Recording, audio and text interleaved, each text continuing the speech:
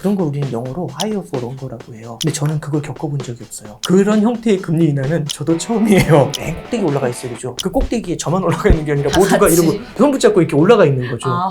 금리 인하 기대감은 확실하죠. 그런 상황에서 지금 자산 포트폴리오를 짠다면 어떤 걸 기준으로 가져가는 게 가장 중요한가요? 앞에 이제 말씀해 주실 때 전제가 이렇게 깔렸어요. 6월에 기준금리 인하를 한다면 이 전제가 깔렸잖아요. 근데 많은 분들이 요즘 포트폴리오라는 표현보다는 네. 매크로가 가리키고 있는 방향의 배팅을 거기에 좋은 자산으로 풀배팅을 치는 경우가 더 많은 것 같아요. 제가 느끼기에는. 그래서 이제 가장 많이 하는 질문이 금리가 인하될 때 좋은 주식이 뭐 있나요? 이렇게. 그 다음에 부동산은 오케이 금리 인하되니까 레버리지 잔뜩 낀 거. 세 번째는 장기채, 단기채가 아니라 장기채 이렇게 포트를 짜거든요. 그럼 주식, 채권, 부동산으로 짰는데 사실 금리 인하라는 시나리오를 전제로 해서 짠 거예요. 근데 저는 앞에도 이제 말씀드렸지만 사실은 시장의 컨센서스가 6월을 가리키고 있더라도 파월 의장이 인플레이션 관련된 데이터가 이상하게 나오면 언제든지 바꿀 수 있습니다. 이 컨센서스 데이터라는 건 사실 수시로 바뀌어요. 올해 초만 해도 7번이라고 했다가 지금 3번이 됐잖아요. 이거는 요동을 치는 거라서 네. 그걸 전제로 가져가면 조금은 좀 낭패가 될 수 있다는 게 1번. 두 번째는 앞서 말씀드렸던 것처럼 금리가 인하된다는 것보다도 시장이 더 중요하게 보는 건 금리가 인하되는데 이게 엘리베이터처럼 내려온다라는 데 초점을 맞출 수 있어요. 근데 엘리베이터만큼 안 내려오면 실제 금리가 인하되더라도 우리가 기대했던 것만큼 자산시장이 아주 큰 선물을 받기는 어려운 거죠. 바카스를 받았는데 밑에 상품권이 항상 딸려온 거죠. 바카스 때문에 좋은 게 아니죠. 이거 빨리 들고 싶잖아요. 그쵸. 근데 들었는데 아무것도 없으면 실망하죠. 이제 이런 느낌인 네. 거죠. 그러니까 말씀드리고 싶은 건 시장에서는 어쩌면 이 밑에 있는 상품권까지 받을 거라고 생각하고 너무 지금 두근두근 하고 있는 거예요. 근데 실제로 바카스를 느껴주는 것도 문제겠지만 들었는데 상품권이 없으면 엘리베이터처럼 내려오지 않고 에스컬레이터처럼 내려오게 되잖아요. 그러면 바카스는 받아도 상품권이 없다는 얘기가 되니까 이건 뭐지? 이제 이런 생각을 할 수 있죠. 그래서 저는 이제 말씀드리고 싶은 게 시장은요 미래에 정해져 있는 건 없어요. 6월에 금리 인하 합니다. 이게 정해져 있다고 생각을 하면서 포트를 짜는 건 저는 절대적으로 경계해야 된다고 생각하고 오히려 그 외에 이런 시나리오들이 반대로 뒤집어질 개연성들 그런 것들을 생각하면서 포트폴리오를 좀 넓게 펼쳐가는 전략이 되게 중요하다고 봐요. 대표적인 예로 2022년도만 해도 금리가 굉장히 많이 뛰면서 채권 박살나고 주식도 힘든데 주식 중에서도 잘 되던 성장주가 훨씬 힘들었어요. 오히려 가치주가 그나마 버텼고 그런데 23년도에는 그런 흐름이 이어질 거라고 생각했는데 채권이 오히려 금리가 확 내려오면서 성장주가 또 올라가는 그림들 이런 것들이 많이 나타났었던 거죠. 그래서 이런 것들을 갖다가 지난 2년 동안 봤었을 때는 국면이 되게 확 바뀔 수가 있어요. 그래서 이걸 갖다가 어떤 정해져 있는 미래라고 고정시켜 주지 마시고요. 여러 시나리오에 대비한 자산들을 조금씩 깔고 가는 전략 그게 저는 필요하지 않겠나 그렇게 생각합니다. 그러니까 시장의 기대와 현실의 괴리를 파악하자라는 말씀을 지금 해주셨잖아요. 네네네. 그래서 그런 국면의 전환을 감안해서 다양하게 포트폴리오를 깔고 가자? 그러면은 모든 걸 조금씩 걸쳐놓는 게 다 필요하다는 말씀이세요? 그렇겠죠. 그럼 예를 들어서 이런 거죠. 실제로 인플레이션이 다시금 재점화되는 시나리오들이 있을 수 있고 그럼 그 기준은 PC랑 CPI가 다시 올라간다예요? 그렇죠. 그런 것들이 쉽게 안 빠질 때 네. 이런 시나리오들도 우리는 생각해 볼 수가 있고요. 두 번째는 미국이 실제로 생각보다 빠르게 금리를 인하하지 않는 경우들도 생각할 수가 있죠. 그리고 에스컬레이터인데 에스컬레이터가 되게 느린 놈이 있을 수도 있죠. 그러면 이렇게 내려오는 것도 아니고 이럴 수 있잖아요. 이거는 우리가 예상하지 못했었던 리스크인데 인플레이션이라는 게 생각보다 잘 안 되는 경우를 우리가 생각해 볼 필요가 있어요. 예를 들어서 저는 골프를 치진 않지만 자주 얘기를 듣는 게 골프를 치는데 이제 갑자기 운이 좋아서 딱 맞췄는데 홀이 있는 대로 그냥 한 번에 올려버린 거예요. 너무 떨리지 않습니까? 그래서 이제 홀에 집어넣으면 툭툭 치는데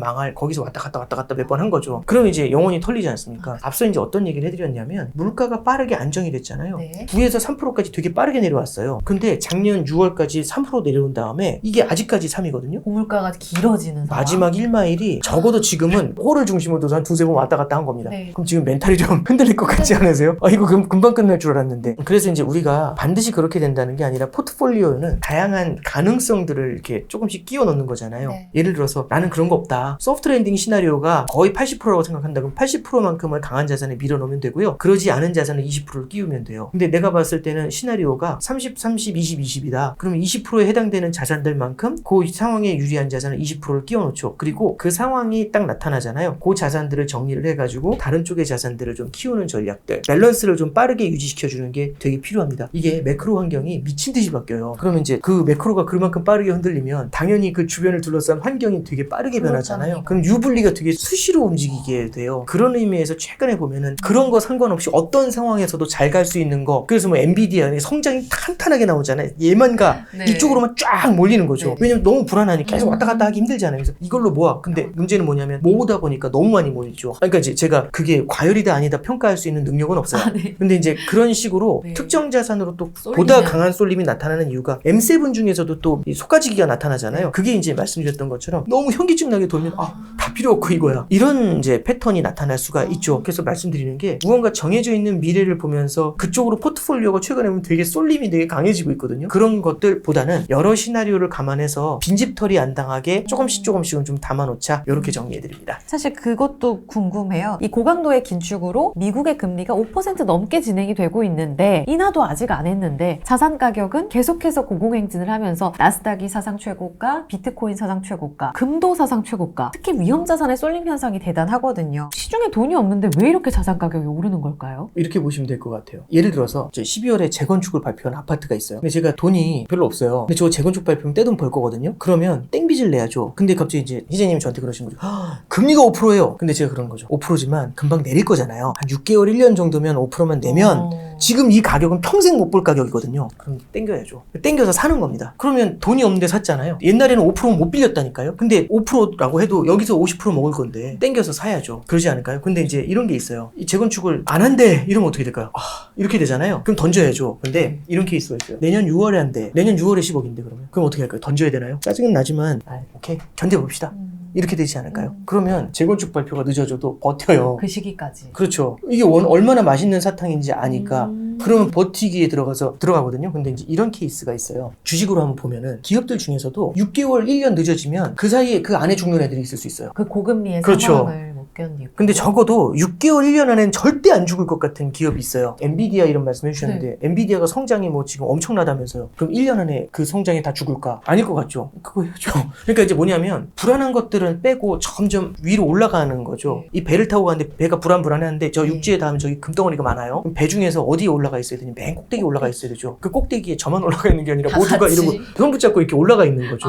네. 느낌이 오시나요? 명확하게 그 밑에는 다 물이 조금씩 들어와가지고 잠겨 있지만 맨 꼭대기에 딸딸딸 이러면서 버티고 있겠죠. 그래서 지금 이제 특정 자산으로의 쏠림이 나타나는 이유도 결국엔 이런 것들이 이연이 되면 옛날 같은 경우는 셀오프라고 해서 팔아버렸다고요. 근데 이제 버티죠. 버티는데 어떻게 하냐면은 이악 물고 버티려면 포트폴리오의 조정이 들어가잖아요. 그 조정 과정에서의 쏠림이 또 나타나는 것 같아요. 그래서 말씀드렸던 것처럼 미래에 대한 기대를 땡겨서 반영한다는 것. 그게 학습을 통해서 벌어졌다. 과거의 학습을 통해서 가져왔다는 거 하고요. 그리고 이제 이런 것들이 조금씩 늦어지게 되니까 그 늦어짐에 대한 부담? 왜냐면 작년 초부터 금리 인하한다고 했는데 벌써 1년 3개월째 안 하고 있거든요. 그 부담이 있다 보니까 그래도 아무리 깨져도 괜찮을 것 같은 것들. 이런 것들 쪽으로 계속 사람들은 고민을 하고 있는 것 같아요. 긴 시장을 겪으면서 이번 인하의 시기를 처음 겪는 투자자분들에게 어떤 포인트를 말씀해주고 싶으신지. 20년 봤는데요.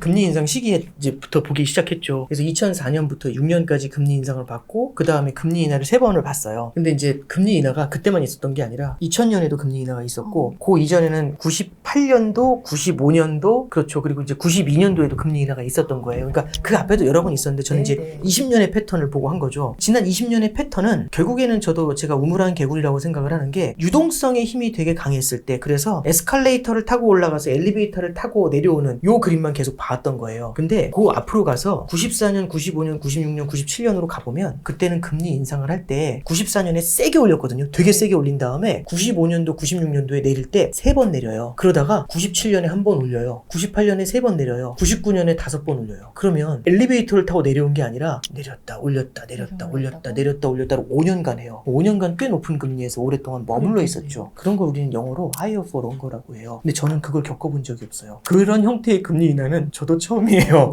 그러니까 이제 그래서 저도 생소한 거거든요.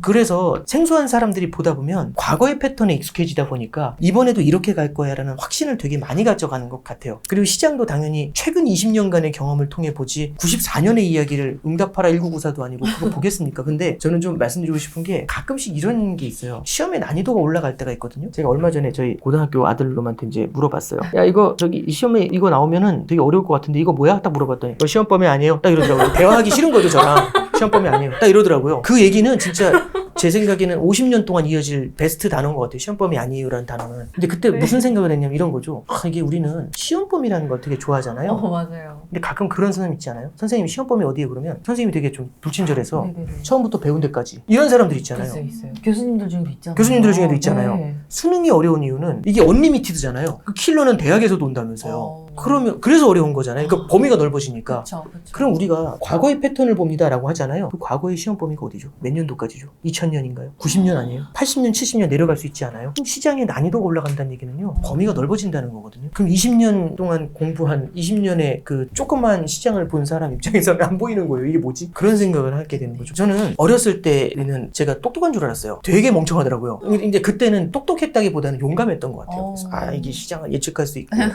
근데 그건 아니었던 것 같고, 오히려 그런 것들보다 이렇게 굉장히 다양한 일들을 겪다 보면, 이럴 수도 있고, 저럴 수도 있고, 그래서 포트폴리오 이론이라는 게 발전한 이유가 노벨 경제학상 받으신 분들이 포트폴리오 하시잖아요. 그분들이 저보다 주식을 몰라서 그런 걸 포트폴리오를 하실까? 그분들이 저보다 네트워크가 없어서 포트폴리오를 하실까? 아니라고 생각합니다. 그분들 노벨 경제학상 받고 진짜 높은 사람들하고 정말 많은 네트워크 하시고 정보 많을 텐데 왜 포트폴리오 하시겠어요? 이게 너무나 많은, 너무나 다양한 변수, 내가 통제할 수 없는 게 많지 않나, 이제 그런 생각들을 하니까요. 저도 그래서 너무 자신감 있게 가는 것들보다는 여러 가지 리스크를 같이 감안하면서 시장에 순응하는 모습도 필요하지 않나, 그렇습니다. 네. 정말 명언이네요. 시장이 아니. 매일매일 시장만 보더라도 정말 시험대에 올라와 있는 그런 느낌인데, 네네. 이 시험 범위가 언리미티드로 굉장히 좀 확장된 범위에서 나올 가능성이 있다면 난이도가 올라간 이 시험에서 우리가 어떻게 이길 것인가, 네. 무조건 이긴다기보다는 말씀하신 대로 유연한 사고가 중요할 것 같아요. 네네. 이 확신의 함정에 빠지지 말으셔라, 이 중요한 말씀을 네. 해주셨습니다. 네.